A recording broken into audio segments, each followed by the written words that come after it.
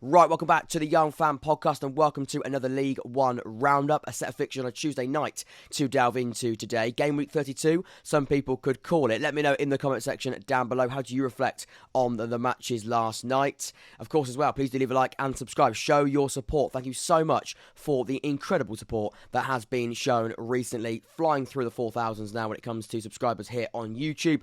We're now trying to power through them even quicker. 4.3 is the next milestone. The Discord server is in the comment section down below as well. The link to that is there, so you can join for free.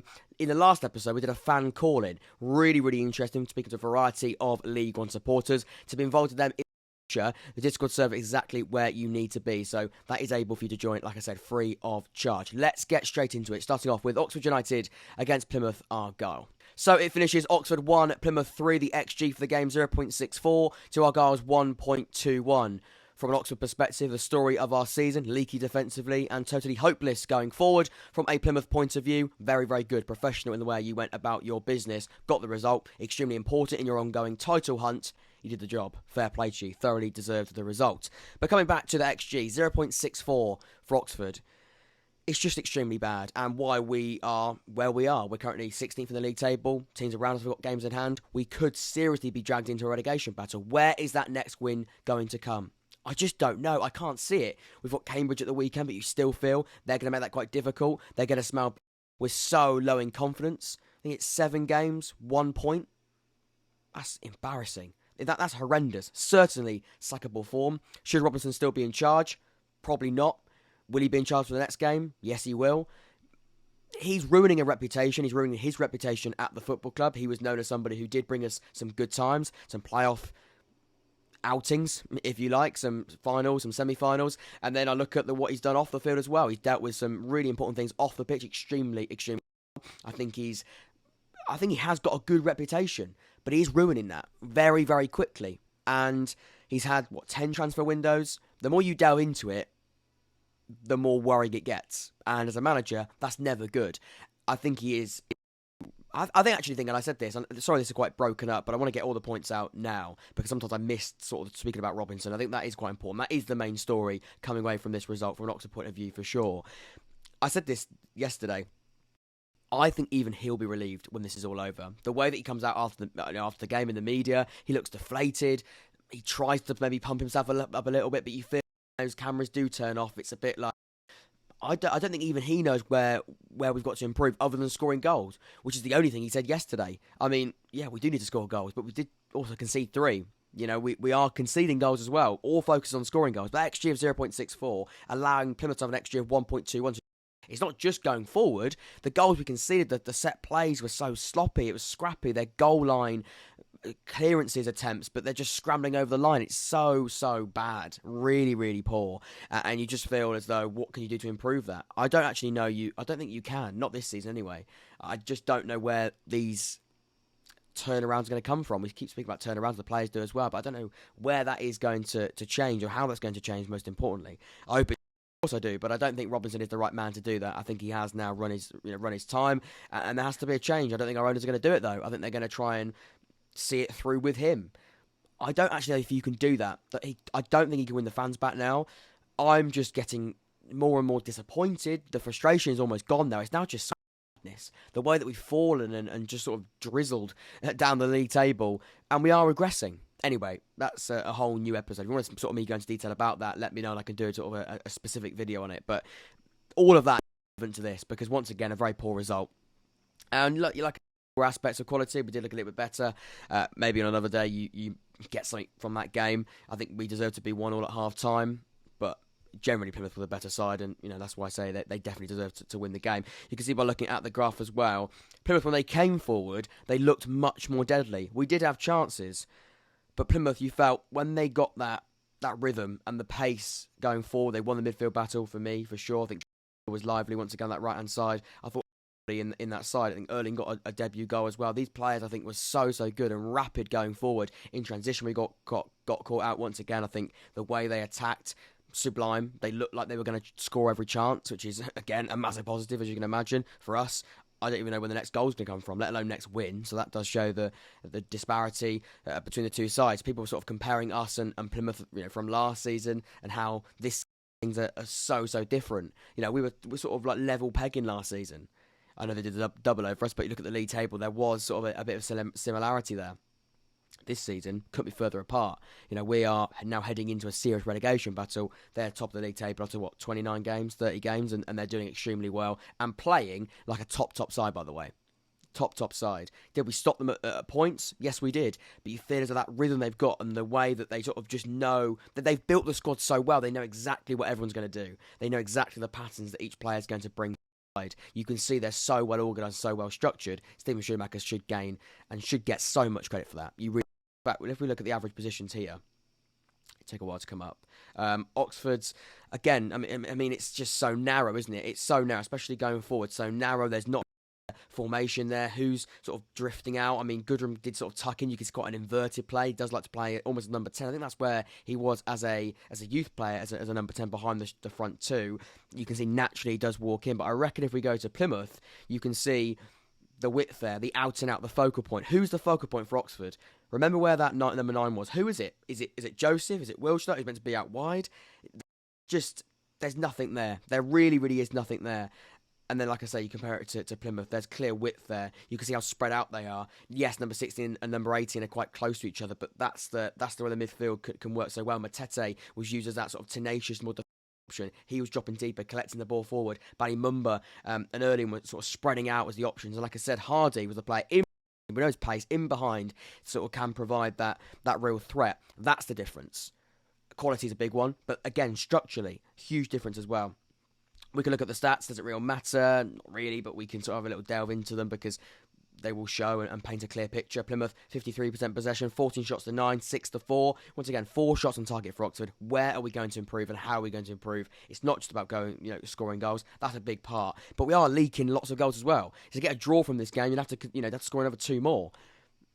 And, a side that's going forward right now, horrendous, I don't see it. I really don't. We've got to be stronger and better in both areas, and tactically, and the responsibility has to then lie with the manager. The players, they run around, they care, they do, I don't doubt that, but like I said right at the start, that's the bare minimum. That should be an expectation. That's not an added bonus. That's not, right, at least we did that, at least we were good going forward, at least we ran around a bit. No, running around is that minimum. And, okay, we're showing it, but that form is dire. Absolutely dire. I think it's 4 clean sheets in 40 games. So this whole thing about attacking problems, and that is a real thing, but that is also the clean sheet record, a huge, glaring predicament as well. You can see Plymouth top of the table, 64 points now. Of course, Sheffield Wednesday won the game. We'll come on to that one. They've got a game in hand, but right now they look top notch. They really do. Fair play to Plymouth. Oxford United, once again, story of our season, really bad. When will this end? So, back-to-back 5-0 wins for Bolton Wanderers. They saw off MK Dons last night. The XG for the game, 1.78 to MK Dons' 0.85. They're in the groove. They are well and truly in the groove. You can see by looking at the graph there, total control, utter control from Ian Everts. They can't be stopped right now. They really can't going forward. They're lethal. We'll come on to Bolton Wanderers and those attacking woes in the first half of the season. They've shut them right up. They've certainly improved. The January transfer window has proven to be a massive turning point for that. But also as well, I do believe there has been improvements with the players that have been there. I mean, Dion Charles got a hat-trick on Saturday, and he was somebody that's been there the entire season. You can see players that have been there before. Randall Williams, of course, did score the 5th goal. He looked good. We had a fan calling, someone speaking about Randall Williams. He seems to have maybe proved himself a little bit more in the games that he came on. He scored in injury time to see it off. Adebayo came in, he got the assist for the 4th goal. A couple of defenders actually scoring a few. Ricardo Santos, he scored 3 goals in 2 games. He's on fire, captain from centre half. But these are all players that are now really getting better and better. The confidence is really high. When you win games of football on a long run, when you get wins like 5-0 back to back, you can imagine the dressing room everywhere around that football club right now is bouncing, and there's a real mentality there that they can beat anyone. They can feel they can beat anyone, not just beat them, destroy them. I mean, I watched MK Dons on Saturday. They weren't a bad side. I mean, we're horrendous and we're very bad. So maybe that's a false comparison. But they looked like they could be handy. Their home record was really bad, and this was a game away. She felt maybe that they could have a bit of an edge on that. Clearly not. They got battered. But you still felt that side did have bits of quality. I thought Leko and Sadi Kaikai provided really good width and good attention to detail in those wide areas. They clearly didn't yesterday. They didn't really get in the game. Striker seems as though he was absolutely isolated. And when somebody like Bolton Wanderers in have 54% possession, that kind of domination, 18 shots to 10, and that graph you saw up here as well, total control, it's hard to get into the game. And Bolton have to get huge credit for that. In fact, we'll probably have a little look at these average positions here. I can imagine MK Dons were fairly deep. I don't know, I haven't looked at it yet, I could be wrong. But I can imagine they were sort of forced to play much deeper. I mean, yes, they're number 4 there. You can't really see the number. It is number 4. Look how deep he is. Literally just his average position, by the way. The majority of the time, he is just in front of the penalty area. You can compare that to Bolton's. Their defender was, fifth, number 5, Ricardo Santos. That's pretty. He's nearly, on the halfway line, just outside the centre circle. So you can see there, they were pinned back, MK Dons. They couldn't get into the game. And Bolton were playing with ease, and fair play to them. Goals were shared out as well. So the whole attacking situation sort of did shine quite a big light on. Is now better, and fair play to them. That was clearly an area they need to improve, and they have done that. Quickly going back to the statistics as well. I mean, in the most important areas, they're on top, 54% possession, as previously mentioned. Shots on target, much better, 11-2, so much better. Big chances, they had 5 big chances, extremely clinical as well. In fact, their XG, 1.78. So, to score 5 goals with an XG of 1.78 does suggest as though they were extremely clinical and took those chances. You can see where the goals came up here as well. One late on, one sort of in the midway through the second half, 3 in that first half. They definitely got the job done really early. By half-time, the game was over. They could maybe take the foot off the gas a little bit in the second half, and they could maybe make a couple of changes and relax and go again. You can see now the league table, they're in a really healthy position. Ipswich due to Bristol Rovers, so they have got a chance now to fall a little bit lower. 3 draws on the bounce for them. Bolton, they can now climb. They're in 3rd. Is there potential for a late top 2 push? Maybe. I mean, and it's not a massive gap, 6 points. With a game in 2 games down Sheffield Wednesday, there's a little bit of a blow, but maybe Plymouth, if they drop down, Plymouth look really good at the moment. It's hard to see. There's so much competitivity when it comes to quality at the top end of the league table. Who's going to slip? I think Bolton are comfortably going to be in that top 6, and right now they're showing top form, and they're, even if it is a playoff campaign, I know this is quite early, and some people might be saying, what are you talking about? But to go into the playoffs, go into that sort of real run-in, the business end of the season with great confidence like this, you couldn't ask for more. You really couldn't. So there's going to be real high spirits there, and so they should be, because I've been quite critical. Bolton Wanderers fans have been quite critical in the last couple of, the first half of the season just in general was a little bit up and down, and inconsistency was a big problem. But right now you can't argue that consistency. They're winning games of football, and they're playing with ease. They really are. So Ian Everett, fair play to you. You were tactically spot on in the game. MK Dons, big blow for them. In fact, let's have a look at the league table for MK Dons. You can see they're low down again, aren't they? 20th in the league, 29 points. They have played one more than Morecambe. If they win their game in hand, they'll be back in that drop zone. Disappointing times for MK. For Bolton, job done. And in style as well. Real style.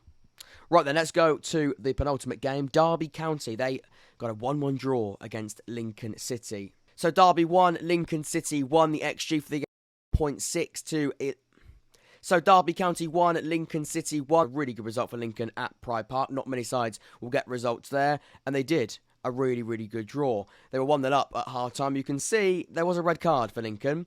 Guess where it was? In fact, it is shown there. Just before that huge amount of Derby County attack, they did concede Lincoln during that time, and Derby did get the equaliser. However, for the rest of the game, Lincoln defended very well. Saw out the game, brilliant game management, frustrated Derby very much. You can see generally across the game, Derby did have more of the ball in an attacking sense, but defensively, looking at it from a defensive point of view for Lincoln, very encouraging. And like I said, not many sides have and will get results at Pride Park this season. That's a very good one. A very good one indeed. On a really good unbeaten run right now as well since that transfer window. I'm sure Ethan Urahan, midfield number 12, Jake, we banging on about him, and so he should be. He's doing a really good job. You can see that Lincoln unbeaten in the last 5 games, 30 points. Maybe the top 6 is out of reach now. In fact, I probably would say it is, but lots of encouraging points. 14 draws, it's a lot of draws, but draws like that you'll certainly take. And actually, Derby, they will be frustrated. 2 disappointing results, you'd say. Losing to Wycombe, not an easy place to go. They lost that game 3-2 on Saturday, and then drawing to Lincoln. Lincoln are a very good side. Extremely, right now, difficult to beat, and I think are getting better and better. Mark Kennedy is getting a really good tune out of these players. But Derby, with the, we'll look at the stats. 73% possession at home. With their aspirations, they'll feel they should have won this game before it, and arguably after it. Definitely before it. So you could look at it from a Derby point of view and go, this is probably 2 points dropped. But you've got to be respectful of all the teams in this league, and Lincoln are one of those that will make it very, very challenging, especially when they're on good form, and they are. Touching on those stats then, 73% possession for Derby. Definitely in control, but I probably would expect that. I probably would expect that the players they've got being at home as well. 21 shots to 9, and 7 shots on target to 5. So you want more shots on target for Derby. Did they test the goalkeeper enough? You'd say probably not. 7 from 21 is not a great ratio. 9 to 5 is much better. They only had 2 more shots on target. They had over double the total shots. There's a massive, massive difference there when it comes to being a bit more clinical and making the goalkeeper work and making the defence have to think about it in different ways and getting a shot off at those key moments. 5 corners to 2. Look, Derby going forward were better. They had 4 big chances to 1. They only scored 1 goal. Their XG of 1.6 to 0.82 is pretty much double. But it's not. But again, you look at it and you go, Lincoln changed a bit of a formation as well, went to a back 3. They have been going with a back 4 recently, so back 3 works really well. They've got a really good system there. Shadipo, we had him a couple of years ago. He's lively, he's quick, he scored the goal. Took to the 70th minute for the equaliser, Conor Houriham, the quality that he's got. No surprise there. But yeah, a really good result for Lincoln City. I know Jake's going to be extremely pleased with it. And right now, they're going to be very difficult to beat, and Derby are faced with that. Looking at Derby and sort of the rest of the season and where they stand now and look at the league table, they are in that top 6 still, no worries at all. There's a bit of a gap between Wycombe who are 7th and Derby who are 5th. Last 2 results were a little bit concerning, but again, in perspective to the run they're on, they're disappointing. But you look at the opposition, not a massive surprise there. And yeah, top 2 might be out of their reach, but I definitely do think that top 6 now is a Derby County one. I think they definitely can finish there and probably will finish there with the quality that they've got. But making sure this doesn't derail them. Hopefully that for them, the Wycombe result and this one doesn't derail their season. They collapse now. I don't think they will. Paul Warren's a very switched on, intelligent manager who's been in these situations before. He'll know how to get these players going again, lift them and get the next win. That's going to be the focus now. But a good result for Lincoln. For Derby, they'll feel disappointed. They'll feel deflated. But in hindsight for Lincoln, you look at where they are, it's probably not a bad point. But there we go. Derby County 1, Lincoln City 1. Let's move on to the final game of the episode, the final one of the 4. Sheffield Wednesday against Morecambe. Sheffield Wednesday in total control. Never really had to get out of first gear. Is that harsh on Morecambe? I don't think so. 2 little spikes. 3. Morecambe didn't really challenge Wednesday at all. Did we expect that? I think I went 5-0 for this game. So I didn't see Sheffield Wednesday having a problem. The run they're on, the confidence is extremely high. I mean, talk about quick starts. First, Barry Bannon scores, assisted by George Byers, that duo that we bang on about so much on this channel, coming together for the first goal. Josh Windass, who we also are big fans of. We've sort of deep dived his attacking numbers, not just assists, but also goals as well. You can see he scored his first. There were another goal for Josh Windass, 2-0, 22nd minute, and like I said, the third goal, also Windass in the 87th minute to see off the game. But it's just Sheffield Wednesday in total control and doing what they need to do. And right now, I can't see a way that Wednesday can be stopped by many sides. Morecambe clearly couldn't do it, but like I said, I didn't really see it. You can see we're looking at the league table there as well. Second in the league. That draw, of course, on Saturday. Now that win. 65 points. They can go ahead of Plymouth with that game in hand. 64% possession to 36. 17 shots to 6. You can see the shots on target. A little bit low, actually. 5 shots to 2. So it could have been a little bit better when it comes to shots on target. But they scored 3. So they did okay, didn't they? They did okay. They dealt with it fine, you'd say. We're looking at big chances. 3 big chances to 0. They did miss 1, of course. So one of those wasn't a big chance. They could have made it potentially 4-0 according to SofaScore. But, I mean, I like I said, I think this is going to be really interesting now. I think this run for the top 2 is going to be fascinating. The title is also going to be really interesting as well. Bolton is sort of closing down Wednesday and Plymouth, but that top 2, that game in hand, Wednesday, they've got to win that game to overtake Plymouth. And then it becomes a real 2-horse race if Bolton don't continue on the run and get. I mean, there is a gap there for me. As much as people talk about Bolton, I 100% think there's a chance. Bolton have got to keep winning games because 59 to 65 with 2 games in hand, there is a bit of a gap there. But if they can do that, who knows? It could be a really, really interesting end to the season. I think it will anyway, but I think with more teams getting involved, the more interesting it becomes. But I don't know where this is going to go. I really, really don't. Let me know in the comment section down below. A bit of a sub discussion. I just can't predict it. I really can't. I will have to eventually. I've got a video idea coming up, sort of talking about this sort of race at the top end, but it's just extremely tight. and Wednesday, they should be excited and will be, because they were brilliant again last night, comfortable in the way they went about it, professional, similar to Plymouth in that 3-1 win over Oxford United, did the job. And sides that do get promoted, dare I say it, and do extremely well, they get the job done when it matters. Right then, around the grounds, Bristol Rovers 0, Ipswich 0. Not really too much to talk about there. No goal involved. A bit of uncertainty, a little bit of frustration from the Ipswich fans after the game. I saw a bit of an incident with Morecambe, but you can see Ipswich were in total control. But Rovers, they're very, very bad form. To get a draw against Ipswich is a good result, you'd say. Like I said, considering that really quite bad form that Joe Burton's side are experiencing right now. Maybe a little bit lucky not to lose the game. 5-0, we spoke about that one. 1-0 Charlton against Forest Green Rovers. Again, Duncan Ferguson, he'll be a little bit concerned by it. He will be. Hasn't won a game yet. Lost every game he's been in charge so far. And the survival hopes are getting slimmer and slimmer by the week. For Charlton, a really good point. Putting things right after that home defeat against Fleetwood on Saturday.